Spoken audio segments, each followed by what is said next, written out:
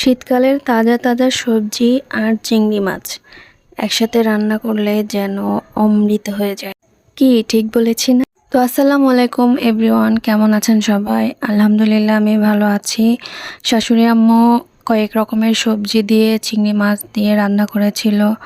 আলহামদুলিল্লাহ খেতে অনেক মজা হয়েছিল। তরকারিটা অনেক বেশি রান্না করেছিল, কিন্তু তারপরও আমরা দুপুরে অনেক খেয়েছি। রাতে রুটি বানিয়েছিলাম, রুটি দিয়ে তো এক বাটি সবজি খেয়ে ফেলছি। শীতকাল আসলে এই তরকারির মধ্যে যে এতটা স্বাদ বৃদ্ধি। এখানে শাশুড়ি আম্মু দিয়েছিল ফুলকপি, আলু, তারপরে বেগুন আর মূলা, এই সবজিগুলো মিলিয়ে রান্না করেছিল। যদিও চিংড়ি মাছ কম ছিল, তারপরেও তরকারিটা আমার কাছে অনেক মজা লাগছিল। এভাবে কয়েক রকমের সবজি একসাথে রান্না করলে খেতেও অনেক মজা লাগে আর দেখতেও মাশাআল্লাহ অনেক বেশি সুন্দর লাগে। তো আপনাদের কাদের কাদের এমন সবজি খেতে